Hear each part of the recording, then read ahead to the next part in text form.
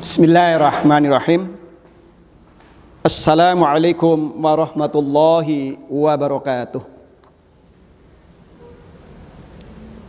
Alhamdulillahirabbil alamin.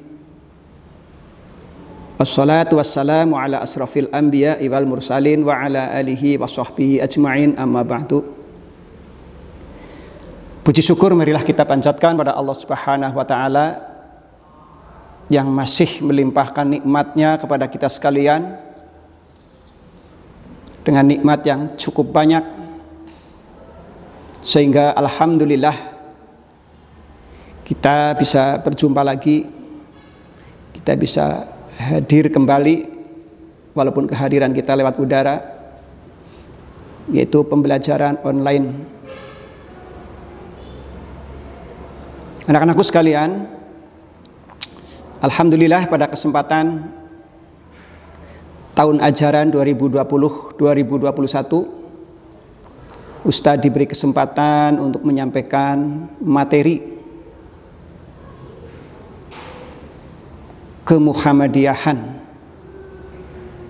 pelajaran kemuhammadiyahan atau KMD. Ya.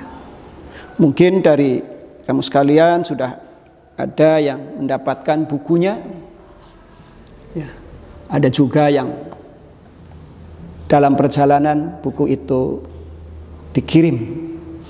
Tapi semoga dalam waktu dekat semua santri sudah bisa mendapatkan buku tentang pendidikan kemuhammadiyahan jilid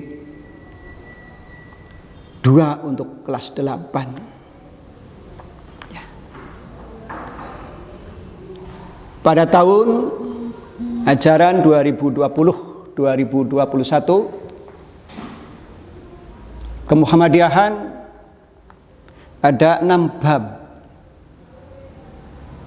Maka kalau kita bagi dalam waktu 1 tahun 2 semester, maka 1 semester minimal adalah 4 bab. Harus kita pelajari, harus kita pahami. Untuk itu Ustadz sangat meminta dengan sangat hendaknya para santri bisa belajar secara mandiri. Sebab kalau belajar secara online atau offline, ini waktunya yang sangat limit, sangat sedikit. Tidak mungkin semuanya bisa tercapai. Maka di samping online dan syukur nanti dalam waktu dekat kita bisa offline, bisa tatap muka dengan kamu sekalian, maka Ustadz selalu berharap, selalu meminta agar kamu itu lebih bersungguh-sungguh, lebih semangat di dalam belajar. Waktu-waktu yang ada gunakan dengan baik agar kita tidak mengalami kerugian. Orang yang tidak rugi adalah orang yang beriman, orang yang beramal solih. Termasuk di dalamnya adalah belajar. Suatu kegiatan yang sangat mulia, kegiatan yang sangat baik. Maka jangan bosan-bosan, jangan malas-malasan. Walaupun mungkin merasa jenuh pandangan kita ke depan, karena belajar hanya seperti ini. Kembali lagi bahwa KMD untuk kelas 8 ini ada 6 bab. Yang pertama, bab pertama Muhammadiyah sebagai gerakan Islam. Yang kedua, Muhammadiyah sebagai gerakan dakwah. Yang ketiga, Muhammadiyah sebagai gerakan tajdid. Yang empat, organisasi Muhammadiyah. Yang kelima, dinamika gerakan Muhammadiyah. Yang keenam, amal usaha Muhammadiyah. Ini akan kita pelajari secara bersama-sama agar kamu sekalian tahu persis tentang organisasi Muhammadiyah. Di kelas 7 mungkin sudah disampaikan banyak tentang kemuhammadiyahan. Di kelas 8 akan kita pelajari juga tentang gerakan Muhammadiyah. Ya. Jadi bukan sebuah organisasi yang statis, tidak bergerak, tapi Muhammadiyah merupakan organisasi yang selalu dinamis, selalu bergerak, selalu hadir di tengah-tengah masyarakat supaya menjadikan sebuah organisasi yang bisa dinikmati oleh banyak orang. Bukan hanya dinikmati oleh warga Muhammadiyah itu sendiri, tapi lebih dari itu Muhammadiyah sangat berharap dan selalu berupaya agar bisa dinikmati oleh orang banyak. Kehadiran Muhammadiyah bisa disebutkan rahmatan lil alamin, sebagai rahmat yang membawa kebaikan untuk seluruh alam. Ya. Anak-anakku sekalian, kita mencoba dari bab yang pertama. Ya. Muhammadiyah sebagai gerakan Islam. Ya. Mungkin yang ada buku bisa dilihat halaman 3. Ya. Halaman 3. Di situ kamu lihat gambaran Muhammadiyah. Salah satunya adalah bahwa Muhammadiyah di masa lalu sudah memiliki berbagai macam gerakan atau juga amal usaha yang nyata. Tampak di situ ya, terlihat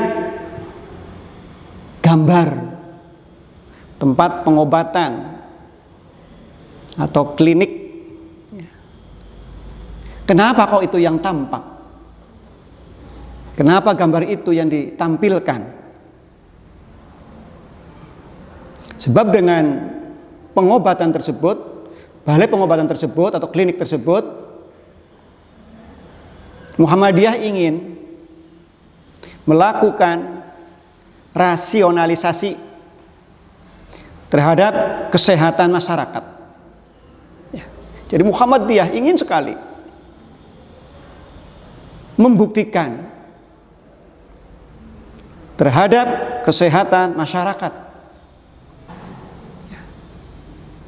Usaha ini ternyata sudah ditempuh dari awal-awal Muhammadiyah berdiri.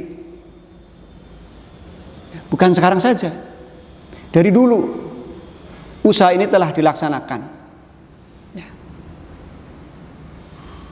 Sebab pada saat itu masyarakat banyak yang percaya bahwa kekuatan gaib bisa menyebabkan penyakit bagi masyarakat. Kenapa Muhammadiyah membangun poliklinik sebagai tempat pengobatan? Ternyata di samping sebagai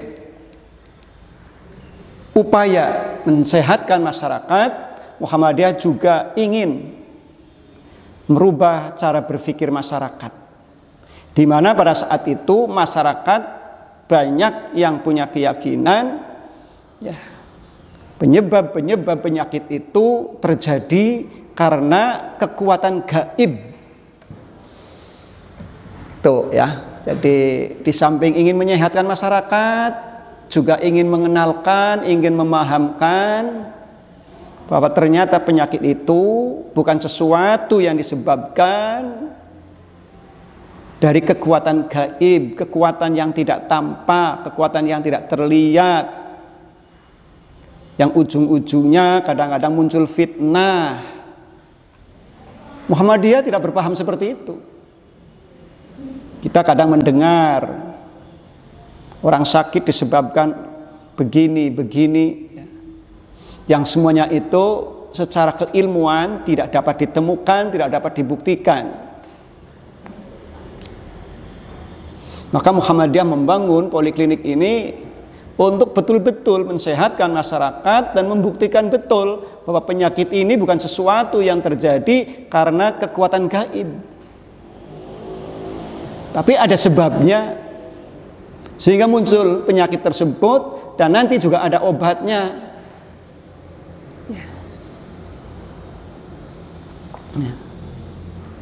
Karena itu kehadiran Poliklinik Muhammadiyah telah dijadikan sebagai upaya memurnikan ajaran Islam. Ajaran Islam selalu diupayakan untuk bisa terjaga kemurniannya. Kehadirannya ingin melaksanakan dakwah amar ma'ruf nahi mungkar. Muhammadiyah sebuah organisasi dalam gerakannya selalu mengutamakan, selalu berusaha menjadikan lahan dakwah amar ma'ruf nahi mungkar segala amal usahanya.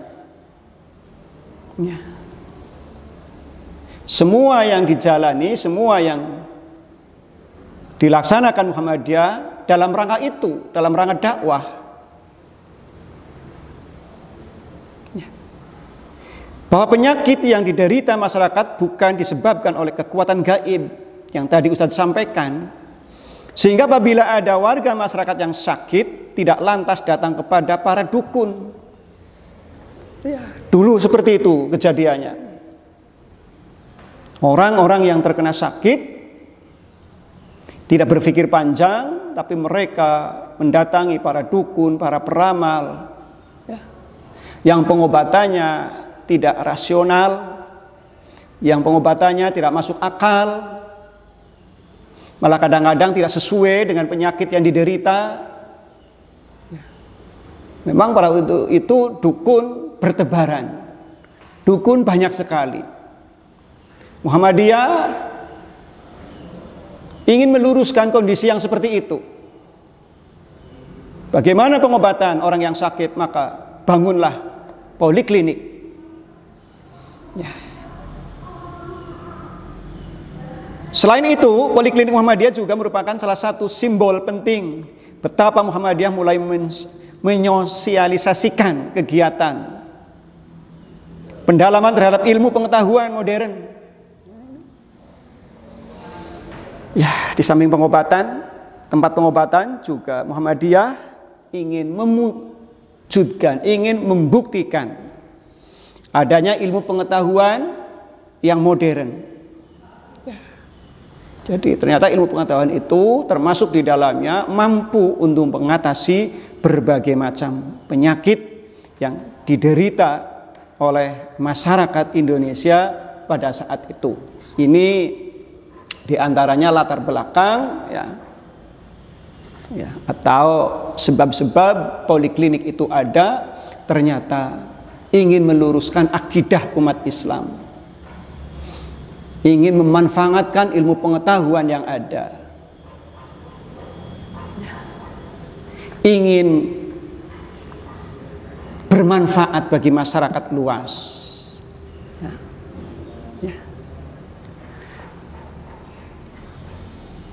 Beberapa hal yang dikemukakan di atas merupakan contoh dari ciri-ciri Muhammadiyah sebagai gerakan Islam. Ya, jadi Islam tidak mandek. Islam tidak hanya berkecimpung dalam ibadah-ibadah mahdhah saja, seperti sholat, puasa, zakat, haji, itu saja. Tapi Islam ternyata dalam semua persoalan itu bisa mengatasinya, termasuk dalam hal ini untuk kesehatan masyarakat. Islam pun telah mengajarkan bagaimana cara menghadapi masyarakat-masyarakat yang mungkin terkena persoalan dalam kehidupan, termasuk dalam hal kesehatan.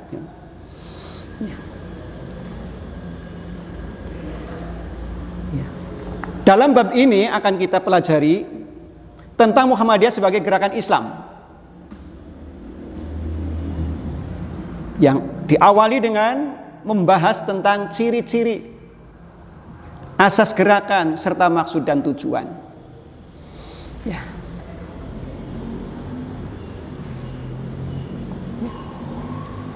Jadi Ustaz sampaikan bahwa Muhammadiyah adalah merupakan gerakan, ya, maka paling tidak kita mengenal gerakan apa saja yang dilakukan oleh Muhammadiyah.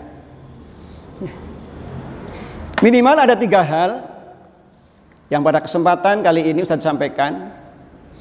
Apa saja yang menjadi ciri-ciri gerakan Muhammadiyah sekaligus sebagai gerakan Islam? Yang pertama, ciri-ciri gerakan Islam adalah memurnikan ajaran Islam. Ya. Memurnikan ajaran Islam. Ini ciri-ciri gerakan Islam yang pertama, memurnikan ajaran Islam. Kelompok masyarakat yang tergabung dalam gerakan Islam memandang bahwa telah ada tradisi keagamaan di masyarakat yang tidak sesuai dengan ajaran Islam. Menurut mereka, tradisi yang demikian itu haruslah dimurnikan dengan merujuk kepada Al-Quran dan As-Sunnah. Banyak sekali pada zaman dulu, ketika awal-awalnya Muhammadiyah itu berdiri, muncul berbagai macam gerakan, muncul berbagai macam pengamalan yang dianggap sebagai pengamalan ajaran agama Islam. Tapi pada dasarnya pengamalan tersebut tidak sesuai. Ternyata amalan tersebut jauh dari sumber yang asli, sumber Islam yang asli, yaitu Quran dan As-Sunnah.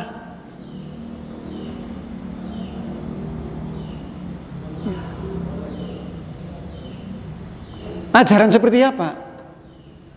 Tadi Ustaz sampaikan, pengobatan lewat dukun, pengobatan lewat paranormal,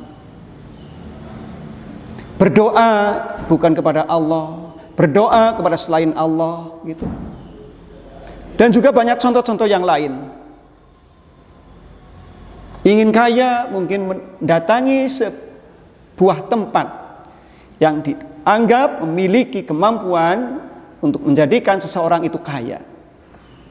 Seseorang ingin punya kedudukan, bisa saja mendatangi sebuah tempat, di sana meminta, di sana berdoa, agar kedudukannya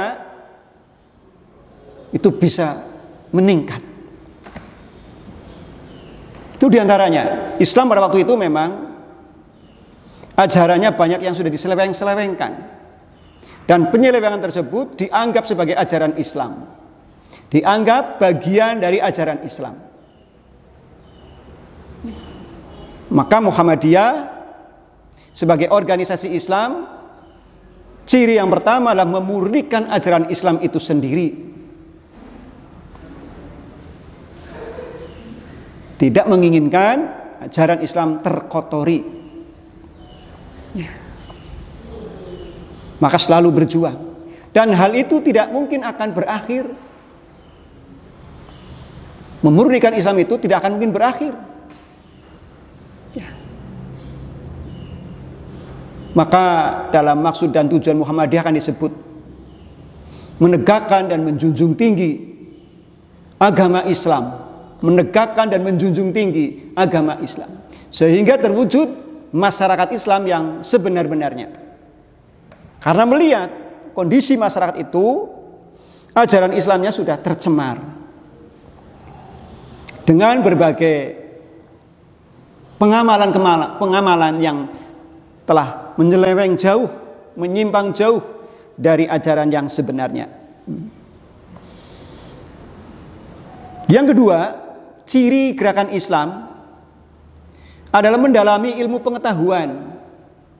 Tadi Ustaz sampaikan, jadi pengobatan yang lewat Muhammadiyah dengan adanya poliklinik atau rumah sakit atau balai pengobatan yang lain, itu sebagai bentuk pendalaman terhadap ilmu pengetahuan. Ya. Sebab Islam memerintahkan umatnya untuk senantiasa membaca, Iqra. Wahyu yang pertama, Iqra, bacalah. Bukan sekedar membaca tulisan, tapi membaca suasana, membaca kondisi, membaca kejadian Ini dibaca juga. Merupakan salah satu upaya untuk memperbaiki keadaan umat Islam. Caranya adalah dengan mempelajari ilmu pengetahuan. Sebab semua ilmu adalah berasal dari Allah. Dan Allah memerintahkan kepada umatnya untuk mempelajarinya. Dan ilmu ini untuk memecahkan segala persoalan. Atas dasar itu, maka sebagian warga yang tergabung dalam gerakan Islam berusaha mendirikan sekolah, madrasah. Ini Muhammadiyah. Termasuknya organisasi yang mementingkan pendidikan. Maka di awal Muhammadiyah berdiri, sekolah, madrasah itu sudah bermunculan, sudah dibangun, sudah didirikan. Ya. Dan pondok-pondok pesantren modern yang merupakan lembaga pendidikan. Ini Muhammadiyah dari dulu ingin menggali ilmu pengetahuan dengan cara mendirikan sekolah, mendirikan madrasah, mendirikan pesantren, termasuk Zam-Zam ini. Adalah dalam rangka itu mencerdaskan umat. Dan Zam-Zam ini di samping ilmu agama, ilmu umum pun ada di dalamnya. Dan juga cara penyampainya pun diramu sedemikian rupa sehingga ilmu agama dan umum selalu berdampingan. Tidak mengutamakan sebelah dan membiarkan yang lain, tapi kedua-duanya harus berjalan. Kedua-duanya harus berjalan. Termasuk di Zam-Zam ini. Harus berjalan kedua-duanya.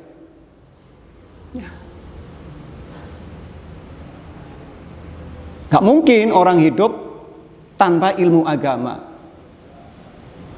Ataupun gak mungkin orang hidup tanpa ilmu pengetahuan. Maka kedua-duanya harus berjalan beriringan. Di pesantren inilah kedua-duanya ada insya Allah. Dan selalu diupayakan agar kedua-duanya bisa diserap oleh para santri. Ya. Ini ciri gerakan Islam yang kedua, termasuk mendalami ilmu pengetahuan, dan itu juga yang dilakukan oleh Muhammadiyah. Pak Ahmad Dahlan dulu pendiri Muhammadiyah. Sebelum Muhammadiyah didirikan pun pendidikan sudah ada dulu. Walaupun tidak seperti sekarang, tapi pendidikan sudah diadakan. Sudah punya santri. Pak Ahmad Dahlan waktu dulu sebelum merdeka sudah menerapkan pendidikan yang modern. Di mana pakai bangku, pakai kursi, pakai papan tulis, walaupun masih sederhana. Tapi sudah melangkah sampai ke situ. Walaupun masih sederhana. Tapi menuju kepada kemodernan. Pak Ahmad Dahlan luar biasa sekali. Beliau berpikiran cerah, berkemajuan, agar warganya itu betul-betul ada keseimbangan tentang keilmuan. Yang ketiga, melakukan amar ma'ruf nahi mungkar. Ini ciri yang ketiga, melakukan amar ma'ruf nahi mungkar. Gerakan Islam identik dengan perbuatan amar ma'ruf nahi mungkar. Memerintahkan kepada kebaikan dan mencegah keburukan. Sebagaimana dilakukan Muhammadiyah. Sebagian warga masyarakat yang tergabung dalam gerakan Islam memandang adanya budaya menyimpang yang dipengaruhi kehidupan barat, seperti pergaulan bebas dan minum-minuman keras haruslah diatasi. Ini melihat kondisi waktu itu, pengaruh adanya penjajah, ataupun sampai sekarang, pengaruh adanya budaya barat, sehingga muncul kehidupan yang tidak Islami. Mungkin mereka beribadah, tapi budaya mereka tidak Islami, menampakkan aurat, pergaulan bebas, minum minuman keras, atau hal-hal yang lain yang tidak Islami, maka bersyukurlah, alhamdulillah, kamu sekalian bisa masuk ke Zam-Zam, dan orang tua berharap agar kamu menjadi orang lebih baik, menjadi anak yang lebih baik di masa yang akan datang. Kamu harus bersyukur. Orang tua mengarahkan pendidikan kamu di pesantren dalam rangka itu, agar kamu terjaga, kamu terhindar dari kehidupan yang sekarang ini bukannya kadang-kadang semakin baik, tapi justru mudharatnya lebih banyak, kerusakannya lebih banyak. Muhammadiyah dalam gerakannya selalu melakukan amar ma'ruf nahi mungkar untuk mengantisipasi kondisi yang sekarang ada. Karena pengaruh-pengaruh dari negara-negara yang tidak Islami yang mempengaruhi terhadap kehidupan kita, apalagi anak-anak. Kalau tidak dibentengi dengan kuat, ini akan terpeleset kepada budaya-budaya seperti mereka. Sebab hal ini merupakan tanggung jawab orang tua dan pribadi kamu sendiri kelak di akhirat. Maka orang tua menyelamatkan kamu masuk ke Zam-Zam, ya, dengan harapan, dengan melakukan upaya agar kita semuanya terselamatkan. Ya. Amar ma'ruf itu diantaranya melalui jalan pengajian. Ya. Memerintahkan kebaikan, mencegah kemungkaran, diantaranya lewat pengajian-pengajian, ceramah, tulisan, dan lain-lain. Ya. Semuanya bertujuan untuk kebaikan, menjauhi keburukan. Ya. Jadi ada 3 ciri-ciri gerakan Islam. Yang pertama, memurnikan ajaran Islam. Kedua, mendalami ilmu pengetahuan. Ketiga, melakukan amar ma'ruf nahi mungkar. Ya, demikian dulu yang Ustadz sampaikan. Semoga bisa bertemu kembali di pertemuan yang akan datang. Dan Ustadz selalu berpesan, semangat belajar dalam kondisi yang sekarang ini, dan bersungguh-sungguh, dan setiap hari Ustadz tetap meminta kamu bisa hadir di kegiatan pembelajaran, ya. Walaupun tidak kelihatan, tapi kehadiran kamu akan terkontrol, ya. Dan nanti materi ini pun akan Ustadz berikan soal untuk kamu jawab sebagai bentuk kehadiran juga, ya. Jadi kalau kamu jawab soal, kamu kirim jawabannya, berarti kamu hadir, kamu datang di kegiatan online ini. Terima kasih. Ustadz akhiri. Assalamualaikum warahmatullahi wabarakatuh.